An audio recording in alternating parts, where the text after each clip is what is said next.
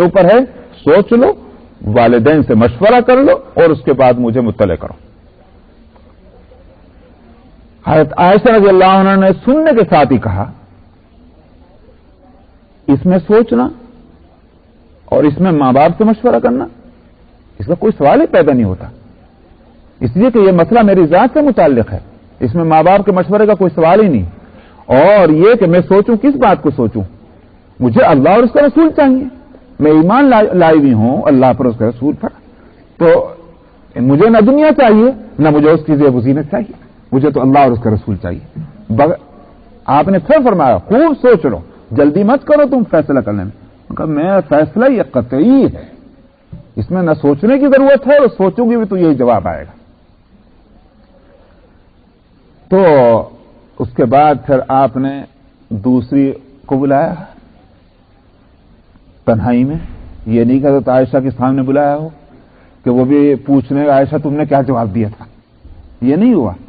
عائشہ کو رخصت کر دیا، دوسری کو بلایا، ان کو بھی اسی طرح آپ نے پورا اختیار دیا، ان کا بھی ٹھیک جواب یہ نکلا، سوچنے کا کوئی مطلب نہیں ہے، ہم کو اللہ اور اس کا رسول چاہیے۔ اور ظاہر ہے کہ اللہ اور اس کے رسول چاہنے کے معنی خود اللہ تعالیٰ نے فرما دیا کہ پھر اس کا مطلب کہ تمہیں کو تنگی کے ساتھ رہنا ہوگا، یہ مطلب صاف کھلا ہوا ہے۔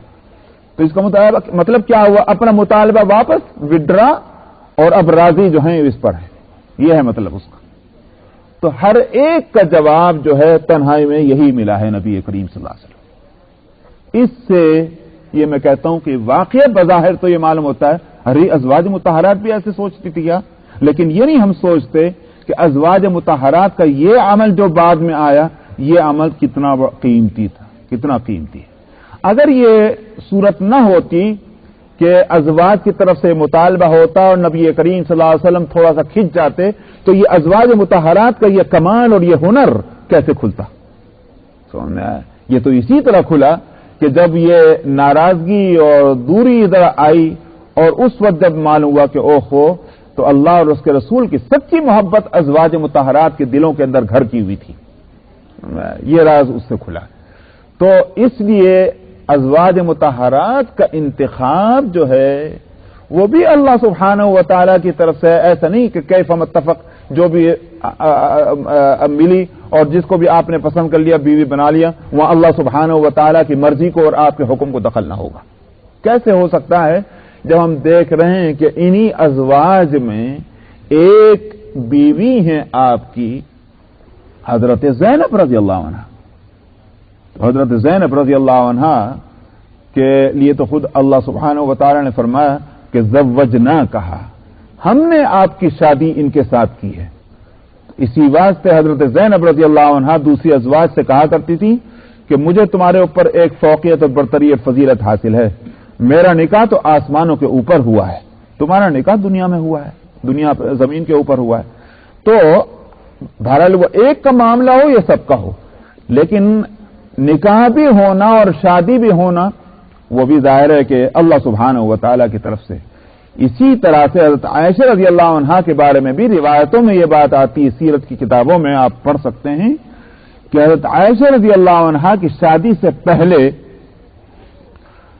کیونکہ آپ تو مدینہ منورہ میں آ چکے تھے اور حضرت عائشہ ابھی کم عمر ہیں، تو لیکن یہ کہ نبی کریم صلی اللہ علیہ وسلم کو اللہ سبحانہ و تعالیٰ کی طرف سے باقاعدہ بتلا دیا گیا تھا کہ تمہاری شادی اس سے ہونی ہے اور وہ ایسی ہے، ساری بات بتلانا۔ تو اس کا مطلب یہ ہوا کہ معاملات نبی کے، میں تو یہ کہتا ہوں کہ ازواج کے، اس سے آگے بڑھ کر میں عرض کرتا ہوں کہ صحابہ کے معاملات بھی اللہ سبحانہ و تعالیٰ کی نگرانی میں ہے۔ یہ اگر یہ بات ذہن میں رہے تو وہ مسئلہ بھی صاف ہو جاتا ہے کہ بعض صحابہ سے ایسے گناہ ہوئے کہ جو گناہ کبیرہ کہلاتے ہیں، بے حیائی کے ہیں، اور توقع نہیں کی جا سکتی کہ صحابہ جو ہیں جن کا درجہ بہت اونچا ہے، جو اسٹینڈرڈ ہے اور معیار ہیں حق کے، ان سے ایسا عمل ہو جائے۔ یہ پوائنٹ وہ ہے کہ جس میں بہت سے لوگوں نے گویا یوں کہیے کہ ٹھوکر کھائی اور بڑی غلط باتیں ان کے منہ سے نکل گئی ہیں، ان کے قلم سے نکلی ہیں۔ لیکن اس پہلو کو ذہن میں رکھنا چاہنا چاہیے کہ اگرچہ ان سے غلطیاں ہوئیں، وہ غلطیوں کا ہونا بھی شاید اللہ کے حکمت کے مطابق ہے۔ تو میں بے شک غلطی غلطی رہے گی، یہ نہیں ہو سکتا کہ اگر سے حکمت کے مطابق وہ غلطی غلطی نہیں رہی تو ہمیں یہ نہیں ہوگا۔ یہ ایسا ہی ہے کہ جیسے پہلے اس کو سمجھ لیجئے کہ آدم علیہ الصلوۃ والسلام کو جنت میں بھیجا گیا، قلنا یا آدم اسکن انت وزوجک الجنہ وکلا منہا رغدا حیث شئتما ولا تقربا هذه الشجرہ فتکونا من الظالمین پر آپ کی نظر رہنی چاہیے کہ تم یہاں کھاؤ پیو موج کے پاس بھی دونوں مت جانا ورنہ ظالم ہو جاؤ گے۔ تو ظاہر ہے کہ چھوٹی موٹی بات تو نہیں ہو، کان فی آخر کو یہ ہوا کہ وہ اس حالت سے نکل گئے، وہ حالت باقی نہ رہی کہ جس میں تھے وہ۔ قلنا اہبطوا بعضکم لبعض عدو، ہم نے کہا تم اب یہاں سے اترو جنت سے، اب تمہارے اوپر یہ اس کا ادبار یہ پڑے گا کہ بعض تم میں سے بعض کے دشمن رہیں گے، دشمنیاں ہمیشہ رہیں گی آپس میں۔ تو اب آدم علیہ الصلوۃ والسلام سے ہو تو کوئی غلطی، مگر آخر کو پاک صاف ہیں، معصوم ہیں، نبی معصوم ہوتے ہیں، اور ویسے بھی پہلے انسان ہیں، ابھی وہ جو ہے چھل فریب اور مکر اور مکاریاں یہ ساری چیزوں کا سایہ نہیں پڑا ہے، ماحول کا بھی ابھی اثر نہیں پڑا ہے زیادہ، تو اس بات سے یوں بھی معصوم ہے جیسے بچہ معصوم ہوتا ہے۔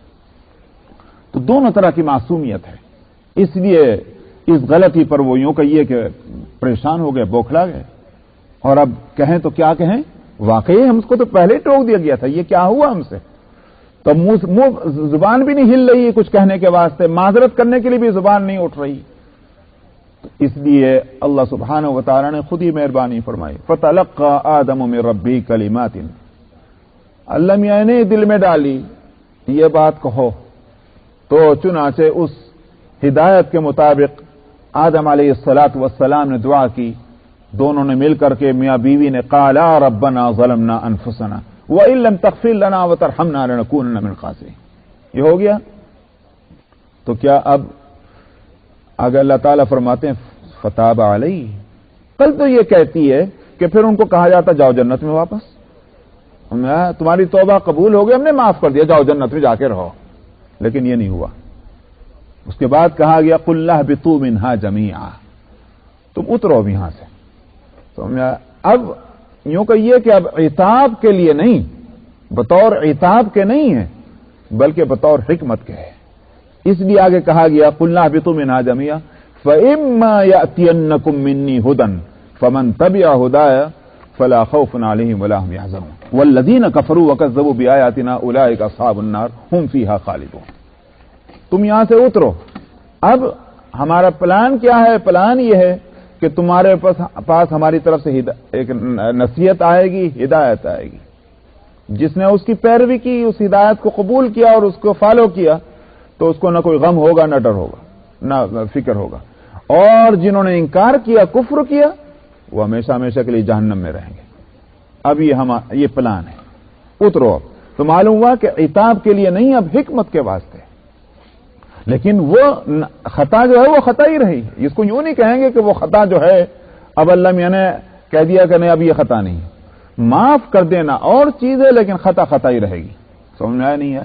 تو اسی طرح سے حضرات صحابہ رضی اللہ عنہم کے جو ان سے یوں کہیے کہ برائیاں سرزد ہوئی ہیں، یوں کہا جائے کہ برائیاں تو ہیں مگر اس کے پیچھے حکمت ہے اللہ سبحانہ و تعالی کی، اور وہ حکمت کیا ہے؟ آپ حدیث کے درس میں ماعز اسلمی کا واقعہ یاد ہوگا۔ ماعز اسلمی سے زنا کا صدور ہوا، زنا بڑی بھاری غلطی ہے، بھاری گناہ ہے، بے حیائی کا گناہ ہے، ایک عام آدمی سے بھی اس کی توقع نہیں کی جا سکتی، چاہے کہ ایک صحابی سے یہ عمل صادر ہو تو عقل جو ہے تھوڑی دیر کے لیے پریشان ہو جاتی ہے، ایک صحابی اور یہ عمل کیسے ہو سکتا ہے؟ لیکن میں نے کہا حکمت کیا ہوئی؟ حکمت یہ کھلی کہ اگر صحابہ میں سے کسی کے ساتھ یہ معاملہ نہ ہوتا اور نبی کریم صلی اللہ علیہ وسلم کی زندگی کے اندر یہ واقعہ نہ پیش آتا تو سوال یہ ہے کہ ایسے جرم پر سزا دینا عملاً ممکن کیسے ہوتا؟ سمجھا؟ تمام دین کو اور دین کے تمام احکام کو نبی اپنی زندگی میں نافذ کر کے جانے والے ہیں، کیونکہ کوئی جز جو ہے اس کا چھوڑ کے نہیں جانا ہے، کوئی دوسرا نبی نہیں آئے گا کہ اس کمی کو پورا کر دے۔ یہ نبی آخر الزمان ہے صلی اللہ علیہ وسلم، انہی کو پورے دین کو عملاً نافذ کر کے جانا۔ تو یہ اتنی بھاری بات ہے کہ اسلامی کوڈ کی طرف سے سزائیں دی جائیں اور ان سزاؤں کا نفاذ ہو، اور سزائیں جو ہیں وہ بھی کوئی معمولی نہیں کہ جا کر 4 دن کے بعد سے جیل میں بیٹھ جائیے. اور آج کل تو جیل کا بھی نام جو ہے وہ کیا رکھ دیا؟ کرکشن سینٹر، دارالاصلاح. اس کا عربی میں نام ہوگا کرکشن سینٹر کا دارالاصلاح. لو بھی بہت اچھا نام ہے. ہم لوگ تو انجمنیں بنایا کرتے تھے کہ انجمن اصلاح المسلمین اور یہ اور وہ، اب انہوں نے جیل کا نام ہی جو رکھ دیا دارالاصلاح. تو اب اس میں بھی پھر یہ کہ صاحب اگر ذرا جو ہے وہ اسٹینڈرڈ کے خلاف جو ہے ان کے آرام میں کوئی کمی آ گئی تو ایجیٹیشن ہو جائے گا اور گورنمنٹ ہل جائے گی، کیونکہ فلانے قیدی کے ساتھ جو ہے وہ اسٹینڈرڈ سے کم جو ہے گرا کر کے معاملہ کیا. یہ وہ سزا ہے. سمجھ میں آیا؟ وہاں سے تو اور پکے ہو کے آئیں گے کہ بھئی کچھ دن نہیں بلکہ کچھ اور دن رہنا چاہیے تھا ہم کو یہاں آ کر کے. شریعت نے یہ نہیں رکھا. شریعت نے اگر سزائیں بڑی خطرناک رکھی ہیں تو اس میں یہ بھی ہے کہ پھر ان سزاؤں کے واجب ہونے کے لیے شرائط بھی تو بہت سخت رکھی ہے. یہ نہیں کسی نے جا کر کے قاضی صاحب سے کہہ دیا قاضی صاحب فلانے آدمی نے زنا کیا ہوگا کہ پکڑ کے لاؤ اور اس کے جناب اس کی جو ہے گردن اڑا دی جائے. ایسا نہیں ہوا، بلکہ یہ کہ اور جرائم میں تو 2 گواہوں کا 2 وٹنس کا ہونا کافی ہے، مگر زنا کے معاملے کے اندر 4 گواہ ہونے چاہیے اور وہ بھی آنکھ سے دیکھنے والے ہونے چاہیے، الا یہ کہ زنا کرنے والا خود اقرار کر لے. اور پھر اقرار کر کے یوں ہی نہیں کہ میں اقرار کرے اور انہوں نے کہا اچھی بات ہے آ جا، یہ نہیں ہوا، بلکہ یہ کہ اس سے 4 مرتبہ قسم لی گئی. سمجھا؟ اور 4 موقع اس کو دیے گئے کہ شاید اس کے دماغ میں کچھ فطور نہ آ گیا ہو. جوش جذبے میں آ کر کے بعض لوگ خودکشیاں کرتے ہیں. سمجھا؟ انہوں نے کہا ٹھیک ہے قاضی صاحب کے سر ہو کے مر جاؤ. تو یہ نہیں، اس واسطے 4 موقع دیے.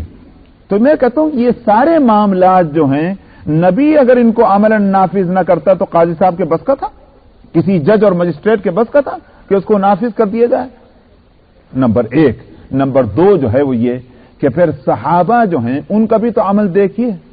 یہ نہیں ہوا کسی صحابی سے ایسی غلطی ہوئی ہو اور صاحب وہ چھپ کے بیٹھ گیا، انہوں نے کہا ہو گئی غلطی ہو گئی جاؤ، کسی نے دیکھا نہیں بس آرام سے رہو، اور دوسرے جو ہیں دیکھتے پھر رہے ہیں.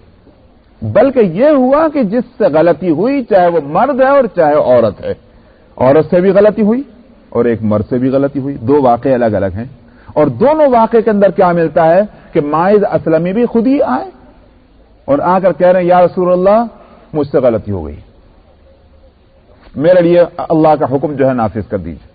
نبی کریم صلی اللہ علیہ وسلم منہ پھیر رہے ہیں، وہ گھوم کر کے پھر ادھر کو آتے ہیں یا رسول اللہ میرے اوپر اللہ کا حکم نافذ کر دیجیے، مجھ سے غلطی ہو گئی. آپ پھر منہ پھیر رہے ہیں، پھر گھوم کر کے ادھر آ رہے ہیں کہہ رہے ہیں یا رسول اللہ میرے اوپر حکم نافذ کر دیجیے. 4 سمتوں میں آپ گھومے اور 4 سمتوں میں آ گئے. پھر آپ نے پوچھا لوگوں تم کیا سمجھتے ہو اس کے بارے میں، یہ کچھ گڑبڑ تو نہیں ہے؟ لوگوں نے کہا کہ نہیں، عقل اس کی ٹھیک، کبھی شراب نہیں پی، کبھی کوئی برا کام نہیں کیا، عقل اس کی ٹھیک ہے. تب آپ نے فرمایا کہ لے جاؤ پھر اس کے اوپر اللہ کا حد نافذ کرو. اور اس کے بعد پھر جب کسی نے کہا بھی کہ ماعز کو آخر کیا سوجی تھی کہ جناب آپ جب اسے منہ پھیر رہے تھے بھاگ جاتا کہیں کچھ اپنے آپ کو ہلا کر میں ڈالا، تو اپنی موت آپ بھی مر رہا جا کر کے. تو آپ نے سنا، آپ نے سن کر فرمایا یہ بات مت کہو جو تمہارے منہ سے نکلی ہے، ایسی بات منہ سے مت نکالو. جو توبہ وہ کر چکا ہے وہ توبہ اگر سارے مدینے پر تقسیم کر دی جائے تو اس کی توبہ پھر بھی بھاری ہوگی. یہ مقام جو ہے ایک صحابی کو مل جانا کہ گناہ بھی کرے اور گناہ کی سزا کے لیے خود اپنے کو لا کر کھڑا کر دے اور پھر روئے اور گگائے اور معلوم ہے کہ اس کی سزا کتنی خطرناک ہے. ظاہر ہے کہ یہ مقام بھی تو صحابی کا ہو سکتا ہے. ایک صحابیاں ہیں ان سے بھی غلطی ہوئی، آ گئیں یا رسول اللہ مجھے پاک کر دیجیے. کیا ہوا؟ یہ ہوا. آپ پھر اس کو موقع دے رہے ہیں لیکن بار بار یہ کہہ رہی. آپ نے فرمایا کہ دیکھو انتظار کرو کہ تم پریگننٹ تو نہیں ہو. تو کچھ دن کے بعد آ کر اس نے کہا کہ میں پریگننٹ ہوں. آپ نے فرمایا کہ نہیں سزا دی جا سکتی جب تک کہ بچہ پیٹ کے اندر ہے، بچے کو پیدا ہو لینے دو. اب 9 مہینے انتظار کر رہے ہیں. 9 مہینے کے بعد بچہ پیدا ہوا، گود میں لے کے آ گئی، یہ بچہ پیدا ہو چکا، اب مجھے آپ پاک کر دیجئے. آپ نے فرمایا کہ یہ بچہ نہیں ہلاک ہو جائے گا، میں کس طرح سے تیرے پر سزا نافذ کروں؟ اس بچے کو دودھ پلا، ابھی اس کی پرورش ہونی چاہیے. اچھی بات ہے. پھر 2 سال تک اس کو لے جا کے دودھ پلایا. 2 سال تک دودھ پلانے کے بعد اس کے بعد پھر جو ہے اس کے منہ ہاتھ میں روٹی کا ٹکڑا دے کر کے اور پھر لے کر آئی پکڑ کر کے اس کو ساتھ. یا رسول اللہ دیکھ لیجیے اب یہ روٹی کھانے لگے, مجھے پاک کر دیجیے. تب آپ نے اس کے لیے سزا سنائی.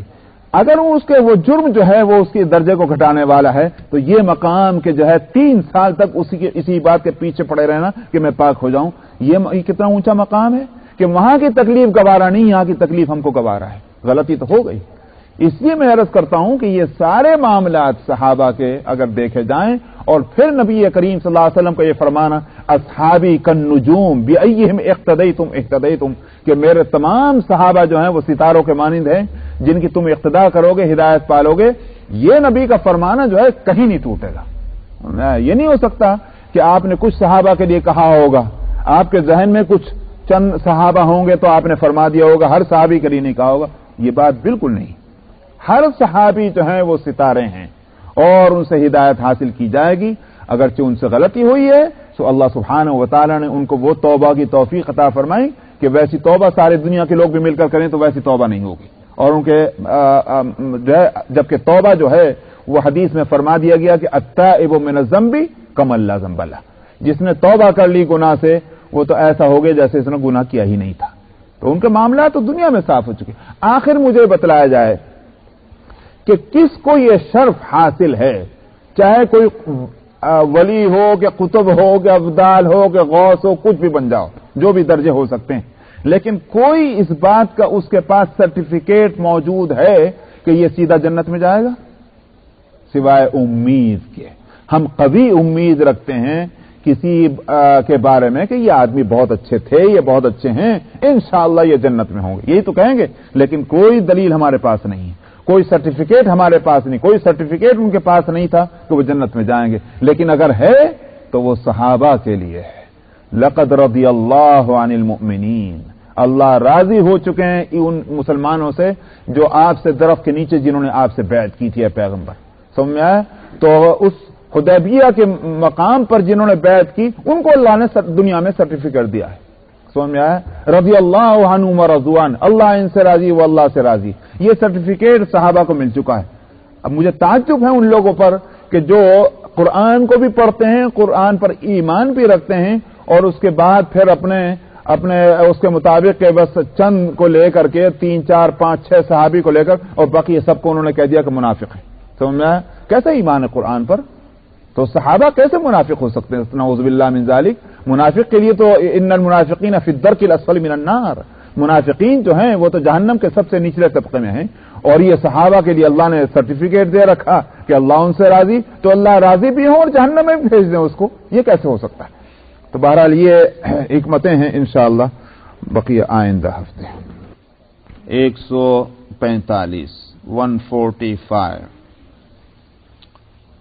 اعوذ باللہ من الشیطان الرجیم بسم اللہ الرحمن الرحیم وما كان لنفس أن تموت إلا بإذن الله كتابا مؤجلا ومن يرد ثواب الدنيا نؤته منها ومن يرد ثواب الآخرة نؤته منها وسنجزي الشاكرين وكأي من نبي قاتل معه ربيون كثير فما وهنوا لما أصابهم في سبيل الله وما ضعفوا وما استكانوا والله يحب الصابرين وما كان قولهم إلا أن قالوا ربنا اغفر لنا ذنوبنا وإسرافنا في أمرنا وثبت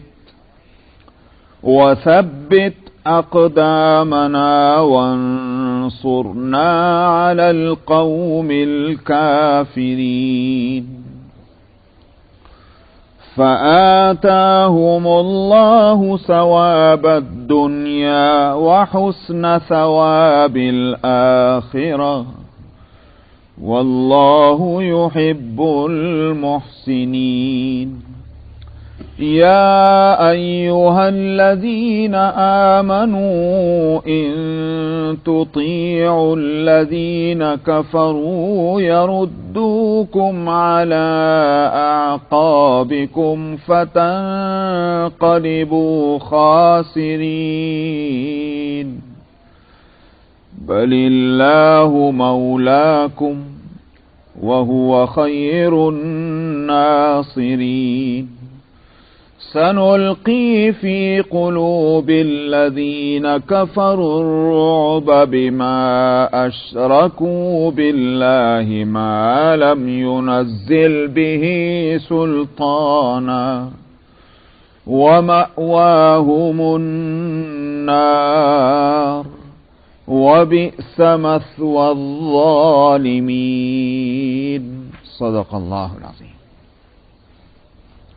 گزشتہ ہفتے اس سے پہلے کی آیت میں 144 پر 144 پہ بات چل رہی تھی کہ نبی کریم صلی اللہ علیہ وسلم کا احد میں زخمی ہونا اور یہ پروپیگنڈا منافقین کی طرف سے ہونا کہ آپ شہید ہو گئے ہیں، تو میں اس پر بتلا رہا تھا کہ اس میں بھی ایک مصلحت تھی، اور حکمت اور مصلحت یہ معلوم ہوتی ہے کہ صحابہ کو یہ بات معلوم ہو جائے کہ جب نبی نہ رہیں تو پھر ان کو کیا کرنا ہے، ہاتھ پہ ہاتھ رکھ کے نہیں بیٹھ جانا ہے اور نہ اسلام کا کام چھوڑ دینا ہے، یہ وہ بات۔ چنانچہ جب نبی کریم صلی اللہ علیہ وسلم کا وصال ہوا تو بات وہی پیش آئی کہ حالانکہ آپ بیمار ہیں کئی دن سے اور بیماری بڑھتی چلی جا رہی ہے، اور یہاں تک ہوا کہ کمزوری اتنی ہو گئی کہ آپ نماز کے لیے مسجد کے اندر اپنے حجرے سے چل کر نہیں آ سکتے، اور آپ نے حکم دیا کہ ابو بکر کو بلایا جائے نماز کے واسطے۔ اور حضرت عائشہ رضی اللہ عنہا جو بہت سمجھدار ہیں، واقعی زیرکی جو ہے اور سمجھداری اس ایسی موقع پر سمجھ میں آتی ہے کہ جہاں دوسرے لوگ جو ہیں اپنی عقل سے فیصلہ نہ کریں، وہاں وہ آدمی فیصلے کر رہا ہو۔ حضرت عائشہ رضی اللہ عنہا حالانکہ ان کے لیے جو کچھ ہونے جا رہا ہے وہ کتنا بڑا سانحہ ہوگا، ہر دنیا کی ہر عورت جو ہے وہ اپنے سینے پہ ہاتھ رکھ کے دیکھ سکتی ہے کہ بھئی شوہر کا انتقال ہونا وہ اس کے لیے ایسا تکلیف دہ معاملہ ہے کہ اس وقت اس کی عقل کہاں سے ٹھکانے ہو سکتی، لیکن حضرت عائشہ رضی اللہ عنہا کی سمجھداری کی بات ہے کہ اس وقت بھی ان کی عقل کام کر رہی ہے۔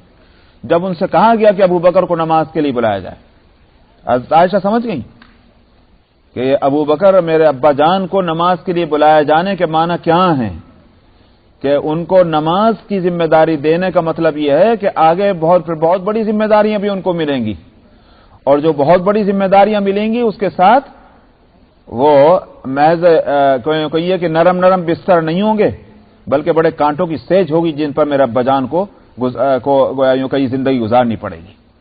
تو حضرت عائشہ نے عرض کیا کہ ابا جان ذرا نرم طبیعت کے ہیں، اگر کیوں نہ ہو کہ عمر کو کہہ دیا جائے، حضرت عمر رضی اللہ عنہ کو۔ ان کا خیال یہ تھا کہ حضرت عمر ذرا سخت مزاج ہیں، کنٹرول کرنے والے ہیں، ان کو مقرر کر دیا جائے۔ تو نبی کریم صلی اللہ علیہ وسلم نے ناگواری اس پر محسوس کی، اور آپ نے فرمایا کہ میں کہہ رہا ہوں کہ ابو بکر کو بلایا جائے۔ ظاہر ہے کہ جب آپ ایک بات پوری قوت کے ساتھ کہہ رہے ہیں تو پھر اس کے سوا کوئی صورت نہیں تھی، تو ان کو بھی بلایا گیا۔ حضرت ابو بکر نے جب حکم سنا کہ نماز کے لیے حکم دیا جا رہا ہے تو وہ بھی سمجھ گئے کہ نماز کا امام بننے کا معنی کیا ہوتے ہیں، کہ نبی نے ساری زندگی نماز آپ ہی نے پڑھائی، آپ کے ہوتے ہوئے کوئی دوسرا نماز نہیں پڑھا سکتا، تو اب اگر ان کی جگہ پر کوئی نماز پڑھا رہا ہے تو اس کے معنی یہ ہے کہ آگے چل کر اس پر ہی وہ ذمہ داری آئے گی۔ ابو بکر نے بھی عرض کیا، یا رسول اللہ میری جگہ کسی اور کو مقرر فرما دیجئے، میرے لیے بہت مشکل ہوگا کہ میں وہ جگہ آپ سے خالی دیکھوں۔ آپ نے فرمایا کہ نہیں، تم ہی نماز پڑھاؤ۔ اب حکم ہو گیا، آپ کچھ نہیں کر سکتے۔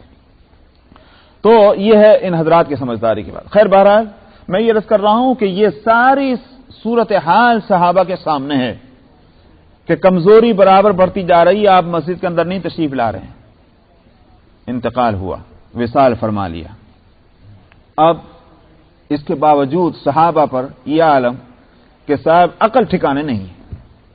حضرت عمر رضی اللہ عنہ موجود ہیں اور وہ جب بھاگ کے معلوم ہوا کہ آپ وصال فرما گئے، یہی سب لوگ باہر کہہ رہے ہیں رسول اللہ انتقال فرما گئے، رسول اللہ انتقال فرما گئے. حضرت عمر کا دماغ جو ہے وہ پھر گیا اور تلوار پہ ہاتھ رکھ کے کہتے ہیں کہ جس نے یہ لفظ کہا کہ رسول اللہ کا انتقال ہو گیا میں اس کی گردن اڑا دوں گا. ارے بھائی یہ کیا ہے؟ رسول اللہ کا انتقال ہو گیا، حقیقت ہے یہ، لیکن حضرت عمر سے برداشت نہیں ہو رہا یہ لفظ. ابو بکر صدیق رضی اللہ عنہ اسی رات میں جس صبح کو انتقال ہوا اس سے ایک دن کی رات میں وہ کئی دن تک وہیں تھے. اجازت لی کہ یا رسول اللہ میں اپنی اس بیوی کے پاس چلے جاؤں جس کا میں آج میرا دن ہے وہاں جانے کا، اجازت ہو تو. آپ نے فرمایا ضرور جاؤ. اجازت لے کر چلے گئے. وہ مدینہ سے باہر 2 میل کے فاصلے پر وہ جگہ تھی تو وہ اپنی ان بیوی کے پاس چلے گئے. صبح کو انتقال ہو گیا. تو اب وہ آ رہے ہیں آپ کے پاس ملاقات کے لیے جیسے آیا کرتے تھے. تو راستے میں یہ سب اطلاع مل گئی. حضرت عائشہ جو ہیں وہ انہی کی بیٹی تو ہیں کہ جن کی عقل کا یہ عالم ہے. تو ابو بکر بھی تو انہی میں ہیں، ان کے والد ہیں. تو ابو بکر صدیق نے بھی وہ سارا جو وہ ہنگامہ باہر تھا اور جو حالتیں تھیں وہ سب انہی کے بیچ میں سے گزرتے ہوئے آپ کے حجرے میں پہنچے اور چہرے مبارک سے چادر ہٹائی اور پیشانی کا بوسہ دیا اور انہوں نے کہا کہ اللہ سبحانہ و تعالی آپ کے اوپر 2 موتیں کبھی جمع نہیں کرے گا. موت حق ہے، وہ آنی تھی، آ گئی.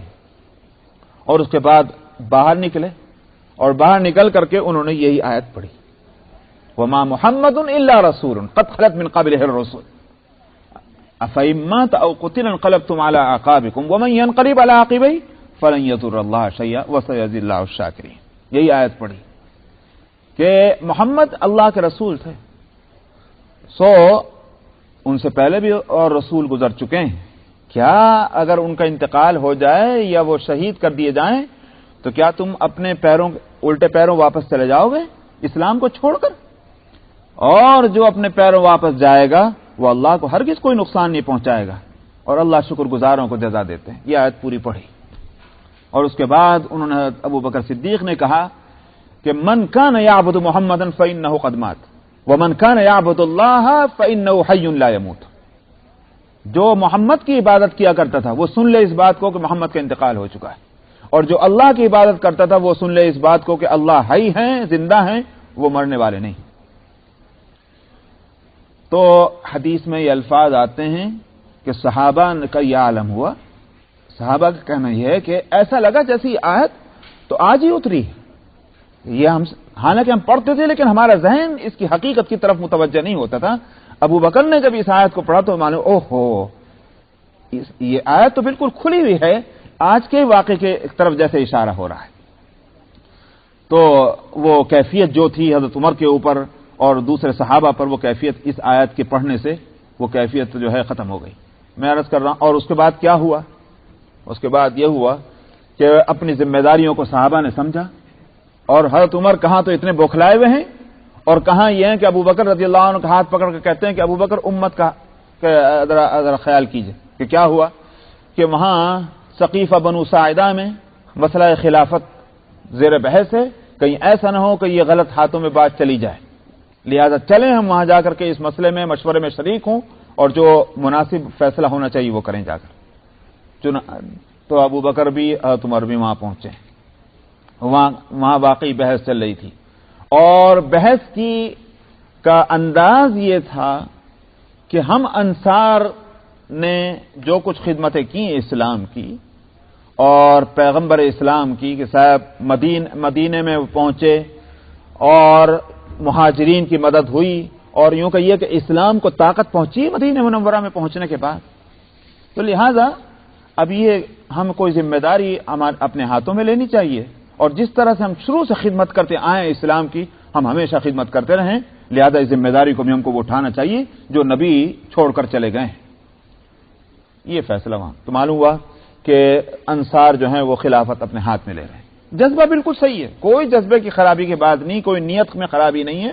ہم اسلام کی خدمت کرتے آئے، اب بھی ہم کو اسلام کی خدمت کرنی. تو ابو بکر صدیق رضی اللہ عنہ نے سب سنا، اور سن کر انہوں نے کہا کہ میں ایک حدیث سناتا ہوں. نبی کریم صلی اللہ علیہ وسلم نے فرمایا تھا کہ الخلافت من قریش، خلافت جو ہے وہ قریش میں رہے گی. حدیث آ گئی سامنے، اب کیا ہونا چاہیے؟ تو اسی وقت حضرت عمر اٹھے اور اٹھ کر کے ابو بکر صدیق کا ہاتھ پکڑا اور ہاتھ پکڑ کے کہا کہ آپ اس کے اہل ہیں، بس ہم آپ سے بیعت کرتے. تو آگے ابو بکر نے تھوڑا معذرت بھی کی، لیکن لوگوں نے کہا کہ نہیں، ٹھیک بات ہے، اللہ کے رسول نے جس کو ہماری نماز کا امام بنا دیا تھا وہی ہماری دنیا کا بھی امام ہے. دیکھا آپ نے، حضرت عائشہ نے جو بات سمجھی تھی اور ابو بکر نے جو اس وقت سمجھا تھا کہ مجھے نماز پڑھانے کے لیے جو مقرر کیا جا رہا ہے، یہ گاڑی یہیں رکنے والی نہیں، یہ تو آگے جو ہے کانٹوں کی سیج ہے جس پر مجھ کو چلنا پڑے گا. تو صحابہ نے پھر یہ حدیث اس کے ساتھ پڑھی اور سب نے بیعت کر لی اتفاق کے ساتھ. یہاں اگرچہ مسئلہ یہ نہیں ہے، لیکن میں صاف کر دوں اس بات کو کہ بڑا دھول اٹھایا جاتا ہے اس تعلق سے کہ غلط طور پر جو ہے یہ جو ہے بے خبر رکھ کر کے اہل بیت کو اور یہ خلافت کو اپنے ہاتھ میں لیا گیا، اور دلیل یہ بنائی گئی کہ حضرت علی رضی اللہ عنہ وہاں موجود نہیں تھے، اور حضرت علی تو کفن دفن کے انتظامات میں لگے ہوئے تھے، اور اس درمیان میں انہوں نے یہ سارا کھیل کھیل لیا. بے شک حضرت علی رضی اللہ عنہ چونکہ اہل بیت میں سے ہیں، ظاہر ہے کہ یہ کیسے ہو سکتا ہے کہ اہل بیت جو ہیں وہ جنازہ ہو وہاں موجود اور وہاں سے سب چھوڑ کے بھاگ لیں؟ کوئی نہ کوئی تو وہاں ہونا چاہیے. تو ظاہر ہے کہ حضرت عائشہ بھی وہیں موجود ہیں اور حضرت علی بھی وہیں موجود ہیں اور فاطمہ بھی وہیں موجود ہیں رضی اللہ عنہم اجمعین. یہ ان کے اوپر گھر والے ہونے کی حیثیت سے ذمہ داری تھی کہ وہاں رہیں، لیکن اس کے یہ معنی نہیں ہو سکتے کہ حضرت علی رضی اللہ عنہ جو ہیں وہ اس سے راضی نہیں تھے. اگر راضی نہ ہوتے تو یہ حضرت علی رضی اللہ عنہ جیسا انسان کہ جو نہایت بہادر شجاع، سمجھ میں آیا، کہ جو فاتح خیبر ہو اور کسی موقع پر حق بولنے سے نہ رکا ہوا ہو، کیا اس موقع پر انہوں نے ایسے نفاق اور ہیپوکریسی کی ہوگی کہ وہ ابو بکر صدیق کی خلافت پہ راضی بھی نہ ہوں اور پھر بھی خاموش بیٹھ گئے ہوں؟ یہ وہ دور تو ہو نہیں سکتا صحابہ کا. یہ صحابہ کی، میں کہتا ہوں حضرت علی کی بھی توہین ہے. یہ حضرت علی رضی اللہ عنہ کی محبت میں جو بات اس طرح کی کہنے والے کہتے ہیں کہ صاحب ان کا حق مارا گیا، تو حضرت علی کیوں خاموش ہوئے؟ حضرت علی رضی اللہ عنہ کے جو تقریریں ہیں اور ان کے جو الفاظ ہیں وہ حدیث کی کتابوں میں موجود ہیں، اور وہ حدیث کی کتابیں وہ ہیں کہ جن کو وہ خود لوگ کوٹ کرتے ہیں ان حدیث کی کتابوں سے حدیثوں کو. لیکن مصیبت جو ہے وہ یہ ہے، اپنے مطلب کی حدیثیں تو لے لیتے ہیں اور جو اپنے مطلب کی نہ وہ چھوڑ دیتے ہیں.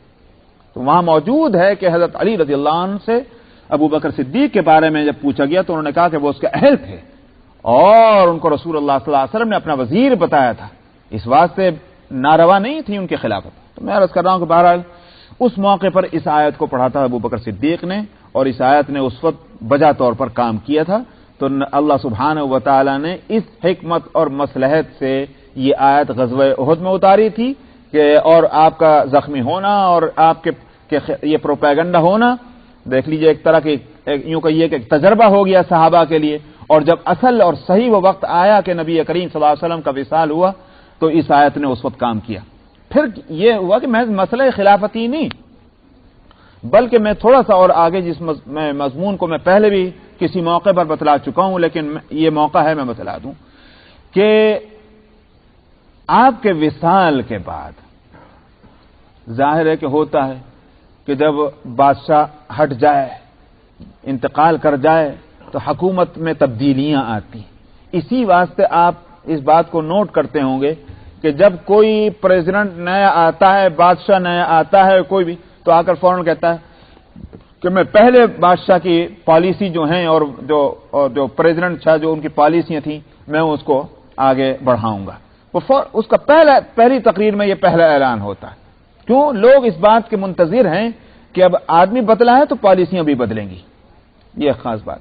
چنانچہ نبی کریم صلی اللہ علیہ وسلم کا جب وصال ہوا تو اب اپنوں نے تو چھوڑیے، غیروں نے اس نظر سے مدینے کو دیکھا کہ یہاں یہ تبدیلی آئی ہے تو سارے معاملات بدلے ہوئے ہوں گے. منافقین نے اپنے انداز میں دیکھا، یہودیوں نے اپنے انداز میں دیکھا.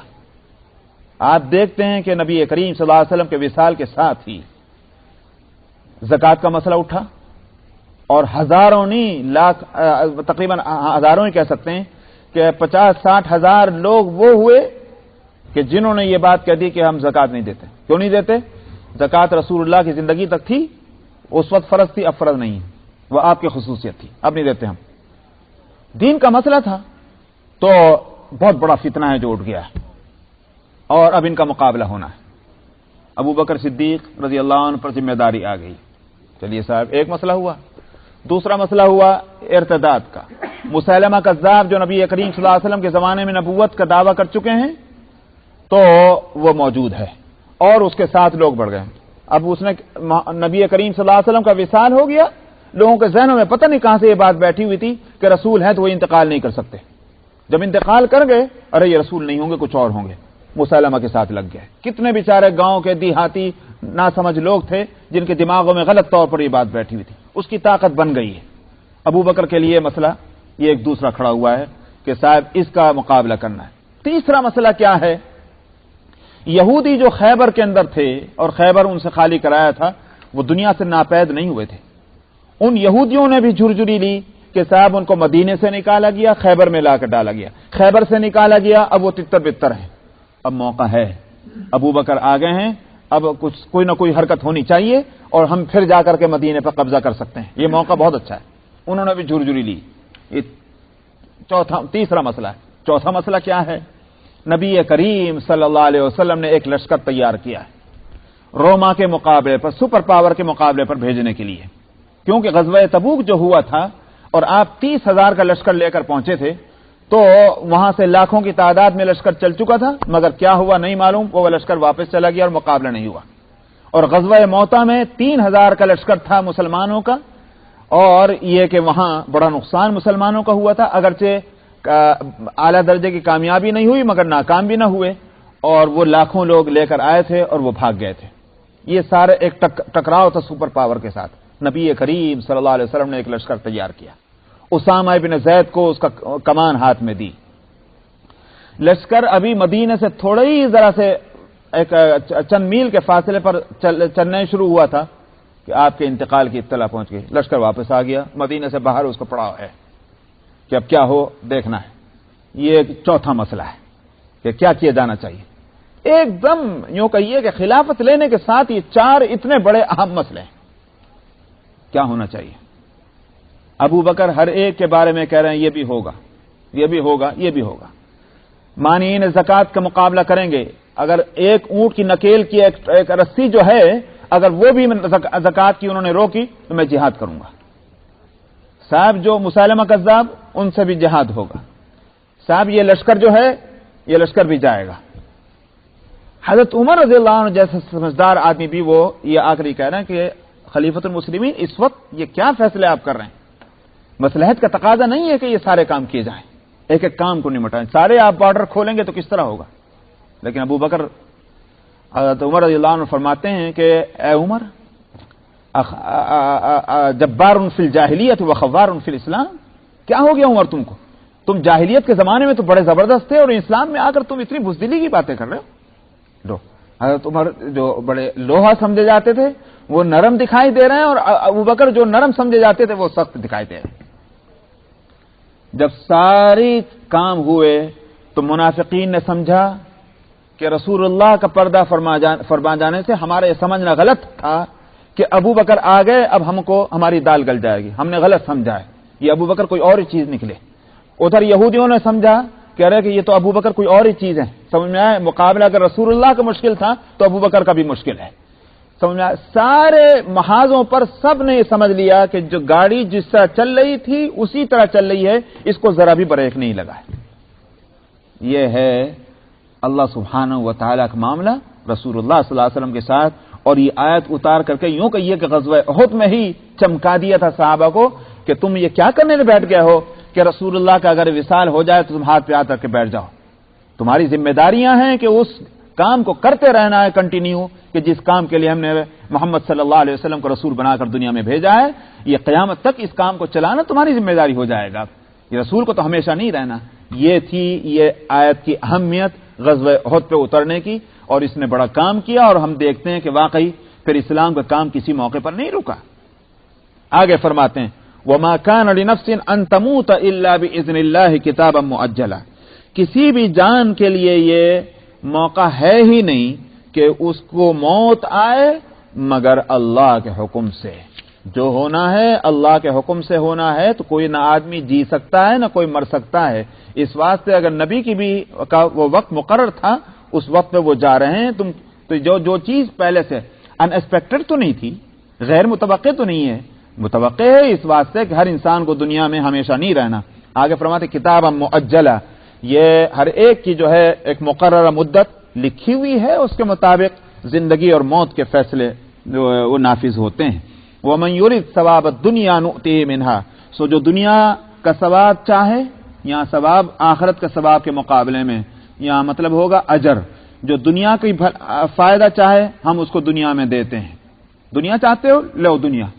وَمَن يُرِدْ ثَوَابَ الْآخِرَةِ نُؤْتِهِ مِنْهَا، اور جو آخرت کا ثواب چاہے ہم اس کو بھی دیتے ہیں۔ تو اب چاہنے کی بات ہے۔ میں اسی لیے کہا کرتا ہوں کہ آپ دیکھیے، ایک شخص پریشان ہو کر کے کھانے اور پینے کی پریشانیوں سے تنگ آ کر چوری کرنے شروع کر دیتا، سمجھ میں آیا؟ اس گھر چوری کی، اس گھر چوری کی، اور چوریاں کرتے کرتے کرتے اب اتنا جری ہو گیا کہ بینکوں میں اس نے چوری کرنی شروع کی، مال خوب آنے لگا، سمجھ میں آیا؟ وہ اب کیا سوچتا ہے، بھائی چوری کر رہا ہوں تو مجھے کھانے کو مل رہا ہے، سمجھ میں آیا؟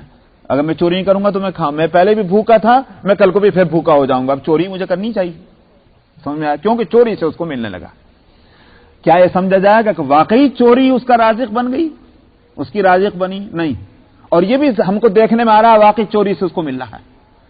بات اصل جو ہے وہ یہ ہے کہ اس نے اپنا راستہ خود تجویز کیا ہے، مل رہا اس کو اتنا ہی جتنا اللہ نے مقرر فرما دیا، لیکن راستہ اس نے تجویز کیا کہ مجھے اس راستے سے ملنا چاہیے، اللہ نے وہ راستہ اس کے لیے کھول دیا ہے، سمجھ میں آیا؟ اس پر مجھے وہ ایک میں سمجھتا ہوں کہ اس کا غلط معنی نہیں لے جائیں گے، واقعہ میں سناتا ہوں، کیونکہ یہ اس موقع پر بات سمجھ میں آئے گی جو چوری کا میں نے واقعہ سنایا ہے، مطلب ایک مثال دی ہے۔ حضرت شاہ عبد القادر صاحب رحمۃ اللہ علیہ دہلی کے، جن کا ترجمہ قرآن بھی آپ یہاں بک اسٹور میں دیکھتے ہوں گے، شاہ عبد القادر صاحب دلی میں تھے، اور وہ مسجد میں جہاں تک سمجھتا ہوں ابھی بھی وہ چاندنی چوک میں وہ مسجد موجود ہے، جو کتابوں میں پڑھتا ہوں تو چاندنی چوک ہی میں مسجد بتائی گئی کہ شاہ عبد القادر صاحب وہاں ہوتے تھے۔ میرا خیال سے وہی مسجد ہے، ابھی بھی مسجد موجود ہے سکھوں کے گردوارے کے پاس سیس گنج کے میں، وہ مسجد ہے۔ بہرحال جو بھی ہو، شاہ عبد القادر صاحب اس مسجد میں ہوا کرتے تھے۔ تو بڑے علماء میں ہیں، بڑے بزرگوں میں ہیں، تو لوگ ان کے پاس تعویذ کے لیے بھی آ جایا کرتے تھے۔ تو تعویذ ان کا پیشہ نہیں تھا، مگر بیچارہ وہ کسی نہ کسی کو اپنا جو کسی کا بھلا ہو جائے دے دیا کرتے تھے۔ تو ایک عورت آئی، اور وہ عورت کون تھی؟ وہ عورت تھی پیشہ ور، سمجھ میں آیا؟ جو کوٹھے پہ بیٹھنے والی۔ وہ آئی، اور آنے کے بعد اس نے بھی تعویذ مانگا خاموشی سے، اور اس نے بھی تعویذ دے۔ اس نے تعویذ کہیں کا مانگا؟ اس نے کہا کہ مولوی صاحب میرا کاروبار ٹھپ ہے اور میں بہت پریشان ہوں، مجھے تعویذ دے دیجیے۔ اب بتائیے آپ کہ صاحب اس فحش اور ہے اس خرافات اور گندگی کا کاروبار ٹھپ ہو تو اس کے واسطے تعویذ لینے کے واسطے ہے۔ شاہ صاحب نے اس کو تعویذ دے دیا، وہ چلی گئی۔ کچھ دن کے بعد وہ جو ہے وہ کچھ مٹھائی لے کے آئی۔ انہوں نے کیسی؟ کہ جی میرا کاروبار بہت اچھا چل رہا ہے آپ کی تعویذ سے، اور میں یہ لے کر آؤں، قبول کر لیجیے۔ اس نے کہا رکھ دو ہی، وہ رکھ دی اور وہ چلی گئی۔ اب جو ان کے پاس اٹھنے بیٹھنے والے تھے تو ان کو تو ان کے پیٹ میں جو ہے گدگدیاں اٹھیں، اور انہوں نے شاہ صاحب سے کہا کہ حضرت یہ کیا معاملہ ہے کہ آپ نے ایک ایسی عورت کو تعویذ بھی دے دیا، اور اس کے بعد پھر وہ جو ہے مٹھائی لے کر آئے وہ بھی رکھ لی۔ فرمایا ہاں بھائی تو اس میں کیا برائی ہے؟ برائی نہیں ہے۔ انہوں نے کہا کہ بھائی سنو تو صحیح، میں نے تعویذ کو کیا دیا تھا؟ میں نے اس تعویذ میں یہ لکھا تھا اے اللہ اگر آپ نے روزی اس کی اسی میں اتاری ہے تو پھر اس کو بھوکا نہ مارے، اس کو دے دیں جو دینا ہے۔ میں نے تو یہ لکھا تھا اس کے اندر، میں نے اور کچھ نہیں لکھا تھا۔ اب اللہ کو منظور ہے، وہ اس کو دے رہے ہیں۔ اب یہ مٹھائی لے کر آئی، میں تھوڑی کھاؤں گا، میں نے رکھ دی یہاں۔ اس کا دل ٹوٹ جاتا اگر میں اس کی مٹھائی نہ لیتا۔ مٹھائی میں نے رکھوا دی ہے، جو بیچارے نیچے جو غریب اور غربا جن کو کھانے کو کچھ نہیں ملتا، فقر و فاقے میں ان کو دے دوں گا۔ تو یہ مال حرام ہے، میرے لیے تو جائز نہیں، مگر میں ان کو دے دوں گا۔ میں نہ لیتا، اس کا دل ٹوٹ جاتا۔ اس واسطے میں یہ معاملہ ہے۔ تو میں نے عرض کیا کہ اصل میں دینے والے تو اللہ ہی ہیں، لیکن انسان کس طرح سے لینا چاہتا ہے؟ جائز راستے سے لینا چاہتا ہے یا ناجائز راستے سے لینا چاہتا ہے؟ مال تو اللہ ہی کا بنایا ہوا ہے، لیکن مال فضل بھی ہے اور مال فتنہ بھی ہے. سمجھ میں آیا؟ لا جناح علیکم ان تبتغوا فضلا من ربکم، یہاں جو ہے فضل کہا گیا مال کو. اور دوسری جگہ کیا ہے؟ یا ایھا الذین آمنوا انما اموالکم واولادکم فتنہ، کہ تمہارے مال اور تمہاری اولاد فتنہ ہے. سمجھ آیا؟ تو فتنہ بھی ہے اور فضل بھی ہے. تو مال کی دونوں پوزیشن ہے، اور یہی مال پھر آ کر جا کر کے عذاب بھی بن جائے گا. تو تیسری پوزیشن اس کی سامنے آ جاتی ہے. اس واسطے یہ انسان کو فیصلہ کرنا پڑتا ہے کہ میں اپنے لیے اس دنیا کو میں یوں کہ یہ ایک عذاب بنا کر لوں یا اس کو اپنے لیے رحمت اور فضل خداوندی بنا کر لوں. یہ انسان کو فیصلہ کرنا ہے. اس لیے یہاں وَمَن يُرِدْ ثَوَابَ الدُّنْيَا نُؤْتِهِ مِنْهَا کا مطلب وہی ہے کہ جو دنیا چاہتا ہے ہم اس کو دنیا دیتے ہیں، لیکن جو آخرت چاہتا ہے تو پھر آخرت بھی اس کو دیتے ہیں. یہ نہیں ہے کہ جو آخرت چاہے ہم اس کو آخرت نہ دیں. وَسَنَجْزِي الشَّاكِرِينَ، اور شکر گزاروں کو ہم جزا دیں گے. وَكَأَيٍّ مِّن نَّبِيٍّ قَاتَلَ مَعَهُ رِبِّيُّونَ